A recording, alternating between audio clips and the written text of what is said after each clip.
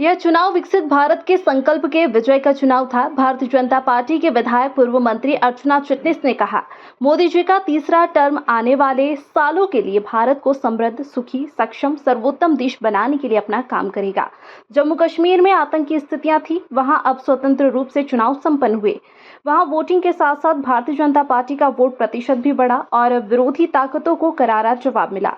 यह चुनाव एक प्रकार से इस बात का चुनाव था कि सरकार की गारंटी और काम पर देश के जन जन को विश्वास था। यह चुनाव विकसित भारत के संकल्प के विजय का चुनाव था और 10 वर्ष के सुशासन पर जनता की तीसरी बार मुहर लगी। स्वागत करते हुए मैं बहुत आनंद और गर्व से यह आप सबको बताना चाहती हूं कि हमारा पहला प्रस्ताव इस भाव से ओतप्रोत प्रस्ताव था कि एक हाथ में कमल, एक में धर्मदीप्त विज्ञान लेकर बढ़ने वाला है धरती पर हिंदुस्तान। क्योंकि तीसरी बार माननीय नरेंद्र मोदी जी की विजय का ऐतिहासिक प्रदर्शन जो हुआ, उस पर प्रस्ताव रखा गया। कार्यकर्ताओं के समर्पण और जनता के समर्थन को आपका आभार मानते हुए ये प्रस्ताव, जो पहला ही प्रस्ताव था, वो बृहद कार्य समिति के समक्ष बहन कविता पाटीदार जी ने उसे रखा। मित्रों, ये तीसरी बार प्रधानमंत्री मोदी जी का बनना कोई साधारण बात नहीं। और उन्हीं के शब्दों में कहूं तो एक बड़ी महत्वपूर्ण और मार्मिक बात उन्होंने कही। लोकसभा में तीसरी बार प्रधानमंत्री बनने के बाद कि तीसरा टर्म उनका आने वाले 1000 सालों के लिए भारत को समृद्ध, सुखी, सक्षम और सर्वोत्तम स्थिति में लाने के लिए अपना काम करेगा।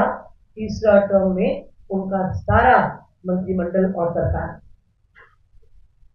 मित्रों, ये तीसरी बार का बनना 1962 की स्थिति से भिन्न स्थिति का विजयश्री है, क्योंकि तब न देश में कोई सक्षम विपक्ष था और देश स्वतंत्रता के बाद की जो एक अनुभूति थी, जो आनंद था, उससे सराबोर था। आपने सबने देखा कि किस प्रकार सारा विपक्ष, जो आपस में एक तो कतई नहीं था, पर भारतीय जनता पार्टी और प्रधानमंत्री जी के खिलाफ किस प्रकार भ्रम से, झूठ से, नकारात्मकता से ओतप्रोत बातें बहुत मजबूती से करता चला गया। उनके पास भ्रम था, झूठ था, नकारात्मकता थी, और हमारे पास विकास था, विचार था, सेवा थी और बड़े लक्ष्य थे। जो 2075 के काला दिवस को भी हमने स्मरण किया कि भारतीय जनता पार्टी की मजबूती ही संविधान की मजबूती है, जिसे हमें इस दिशा में कार्यकर्ता के नाते से निरंतर काम करते रहना है। अयोध्या में बने श्री राम जी के भव्य और दिव्य मंदिर का तैयार होना बहुत असाधारण विषय है। और एक बार पुनः देश के प्राचीन गौरव नालंदा विश्वविद्यालय का उल्लेख हमारे इस कार्य समिति में किया गया। शंकर शाह, रघुनाथ शाह, भीमा नायक, संध्या मामा, रानी दुर्गावती, रानी कमलापति, अनेक आदिवासी योद्धाओं का सम्मान भारतीय जनता पार्टी की सरकार में, प्रधानमंत्री जी के कार्यकाल में हुआ।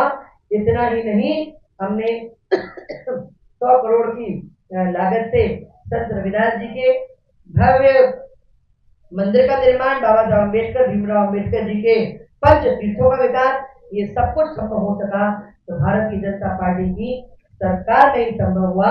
और मैं इतना कहते हुए आप सबको भी बधाई दूंगी, क्योंकि हम सब माननीय प्रधानमंत्री जी के इस कार्यकाल को बहुत आशा और आकांक्षाओं के साथ हम सब देख रहे हैं। ज्यादा विस्तार में न जाते हुए अपनी बात को अगर कंक्लूड करना चाहूं तो संस्कृति से लेकर, प्रकृति से लेकर, इंफ्रास्ट्रक्चर से लेकर, सेवा से लेकर, आईटी से लेकर, कृषि से लेकर, इंडस्ट्री से लेकर, हम गरीब, युवा, महिला, किसान, इन सबको सेवा देने के जो हमने कीर्तिमान और दिशा स्थापित करी है, उस पर भारत की जनता ने अपना विश्वास व्यक्त किया है। और नारी शक्ति वंदन अधिनियम से लेकर लखपति दीदी तक का जो माननीय प्रधानमंत्री जी का विजन है, सोच है, जिसका एक उदाहरण नमो ड्रोन दीदी योजना है। ऐसे अनेकों विषय हैं जिसका मैं अगर सड़कें कितनी बनी इसके विस्तार में जाऊं तो बहुत बात बड़ी हो जाएगी। आज दुनिया का तीसरा सबसे बड़ा एविएशन मार्केट हमारा देश भारतवर्ष हुआ है कि जहां जम्मू कश्मीर में आतंक की स्थितियां थी, जाने की और रुकने की और एक इस प्रकार के सुखद चुनाव की स्थितियां ही नहीं थी, वहां धारा 370 हटाने के पश्चात आपने देखा कि पहली बार दशकों के बाद एक रिकॉर्ड वोटिंग हुई और हम ये कह सकते हैं कि उस वोटिंग के साथ साथ भारतीय जनता पार्टी का वोट प्रतिशत भी बढ़ा और विरोधी ताकतों को करारा जवाब मिला। यह चुनाव एक प्रकार से इस बात का चुनाव था कि सरकार की गारंटी और डिलीवरी पर देश के जन जन को विश्वास था।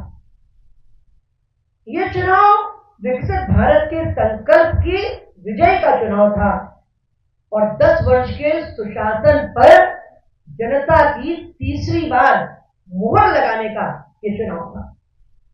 और मुझे ये बड़ी हास्यास्पद बात लगती है